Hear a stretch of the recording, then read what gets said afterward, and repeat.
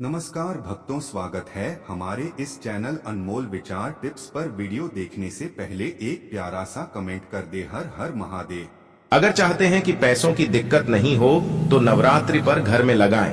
ये पौधे नवरात्रि के दिनों में कुछ ऐसे चमत्कारी पेड़ होते हैं जिन्हें घर में लगाने लेने से या फिर छूने मात्र से वह आपको लाभ प्राप्त होता है जिसकी आपने कभी कोई कल्पना नहीं की होगी। क्योंकि जो नवरात्रि का टाइम होता है, यह इस टाइम पर सभी देवी देवताओं की शक्ति जागृत हो जाती है और सभी पेड़ों में समा जाती है। इसलिए पेड़ पौधों की पूजा करने का इस टाइम पर बहुत ही शुभ और मंगलकारी माना जाता है। जिस व्यक्ति के घर में धन दौलत की कमी होती है या फिर उसे कोई हमेशा ही समस्याएं बनी रहती हैं, यानी कि बीमार रहता है, यानी कि आपकी कोई भी समस्या हो वह पर बहुत ही जल्दी दूर हो जाती है। अगर वह नवरात्रि की टाइम पर हम जो बताने वाले हैं वह पेड़ पौधे अपने घर में लगा देते हैं या फिर उनकी विधि विधान से पूजा करते हैं तो बड़ा ही लाभ देखने को मिलता है। साथ में हम आपको बताएंगे कि नवरात्रि की टाइम पर, यानी कि आपको नवरात्रि की हर सुबह एक ऐसी चीज है जो जरूर खा लेनी चाहिए। अगर वह खा लेते हैं तो आपका भाग्य बदल जाता है। आपकी भाग्य में कभी धन की कमी नहीं और होती है। हर मनोकामना इच्छा पूरी माताएं बहनों आप सभी को बता दें, ऐसी ज्ञानवर्धक जानकारी आपको कहीं देखने को नहीं मिलेगी। इसलिए आप सभी से, अगर आप माता रानी को मानते हैं, यानी कि आप माता रानी के सच्चे भक्त हैं, तो इस वीडियो को लाइक कर दीजिए, क्योंकि ऐसी ज्ञानवर्धक जानकारी आपको कोई और नहीं देने वाला। चलिए सभी बातों को हम बारी बारी से जान लेती है, यानी कि वह कौन से पेड़ पौधे जिन्हें घर में लगा लेने से मात्र आपको लाभ ही लाभ होगा। माता वैष्णो, माता का आप पर असीम आशीर्वाद प्राप्त होगा एवं माता लक्ष्मी का आप पर आशीर्वाद प्राप्त होगा और आपकी सभी मनोकामनाएं इच्छाएं पूरी होती हैं, क्योंकि यह पेड़ पौधे बहुत ही चमत्कारी और मंगलकारी माने जाते हैं। चलिए जान लेते हैं। तुलसी का पौधा घर में लगाने से देवी मां प्रसन्न होकर आशीर्वाद देती हैं और घर में पैसों की दिक्कत नहीं होती है। देवी मां की आराधना के विशेष दिन नवरात्रि की शुरुआत हो चुकी है। इन दिनों में मां को प्रसन्न करने के लिए श्रद्धालु जहां मां के पूजन और भक्ति में नतमस्तक रहेंगे, तो वहीं घर परिवार की सुख संपन्नता के लिए तरह तरह के उपाय भी आजमाएंगे। ऐसा ही एक उपाय है नवरात्रि के दिनों में विशेष तरह के पौधों को घर में लगाने का। माना जाता है कि नवरात्रि के दिनों में इन पौधों को घर में लगाने से देवी मां प्रसन्न होकर आशीर्वाद देती हैं और घर में पैसों की दिक्कत नहीं होती है। साथ ही घर में सुख संपन्नता भी बनी रहती है। आइए जानते हैं कि नवरात्रि में कौन से पौधों को घर में लगाना शुभ होता है।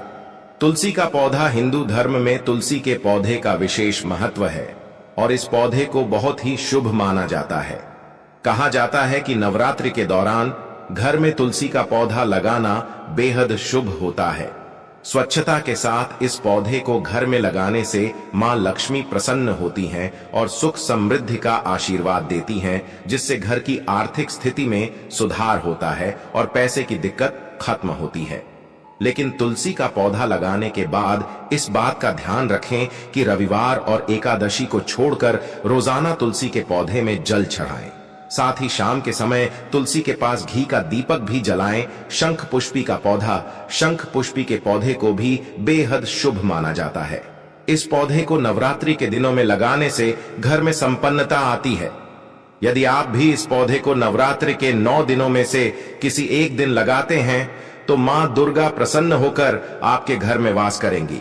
साथ ही आपकी सभी मनोकामनाएं पूर्ण होती हैं। केले का पौधा, कहा जाता है कि केले के पौधे में भगवान विष्णु का वास होता है और भगवान विष्णु के प्रसन्न होने से मां लक्ष्मी भी प्रसन्न होती हैं। ऐसे में यदि आप इसे नवरात्रि के दिनों में घर में लगाते हैं तो इससे श्री हरि विष्णु आपके घर में वास करेंगे। साथ ही मां लक्ष्मी का आशीर्वाद भी प्राप्त होता है। आर्थिक समस्याएं दूर होती हैं। माताएं बहनों, अगर आपने अभी तक वीडियो को लाइक न किया हो और महायोग टीवी चैनल को सब्सक्राइब न किया हो तो आप जरूर ही कर ली। हर श्रृंगार का पौधा, नवरात्रि में हार रंगार का पौधा लगाना शुभ माना गया है।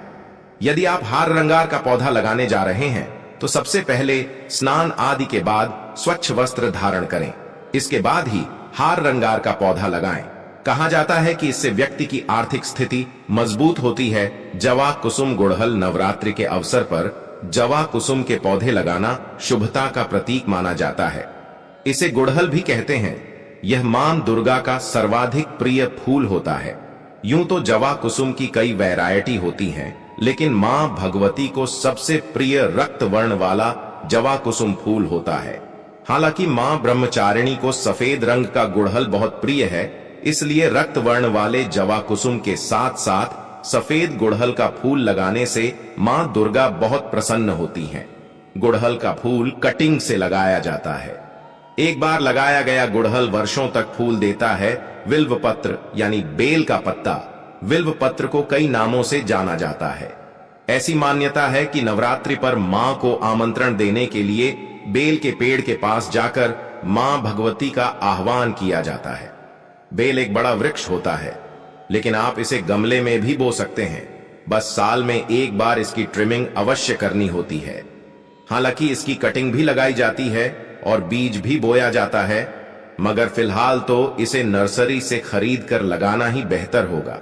बेल केवल पूजा में ही नहीं चढ़ाया जाता, बल्कि यह एक आयुर्वेदिक औषधि भी है। नियम वृक्षों में नीम का पेड़ कड़वा होने के बावजूद इसकी सर्वाधिक उपयोगिता बताई जाती है। एकमात्र यही पेड़ है जिसकी जड़ से लेकर तना, छाल, फल, फूल, बीज एवं पत्तियों तक का सेहत और सौंदर्य के लिए बहुतायत उपयोग किया जाता है। हमारे लोकगीतों अक्सर इस बात का जिक्र होता है कि मां भगवती को सोने चांदी का झूला नहीं, बल्कि नीम के पेड़ पर लगा झूला सबसे ज्यादा प्रिय है।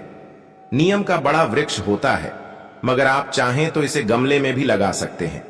इसका बोनजाई भी बनाकर घर पर रख सकते हैं। मान्यता है कि जिस घर में नीम का वृक्ष लगा होता है, वहां कभी कोई बीमारी नहीं आती, साथ ही सकारात्मक ऊर्जा प्राप्त होती। हैक्ष सेवंती या गुलदाउदी सेवंती या गुलदाउदी के पुष्प भी मां दुर्गा को बहुत पसंद है।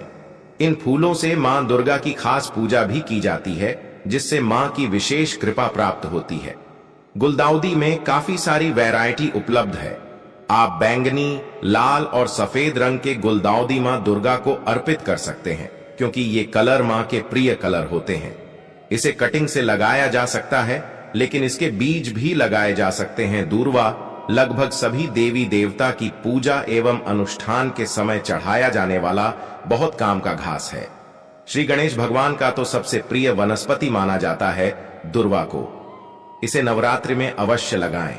अगर आपके पास जमीन है तो जमीन पर लगाइए या फिर गमले में लगा सकते हैं। अपराजिता मां दुर्गा का एक नाम अपराजिता भी है।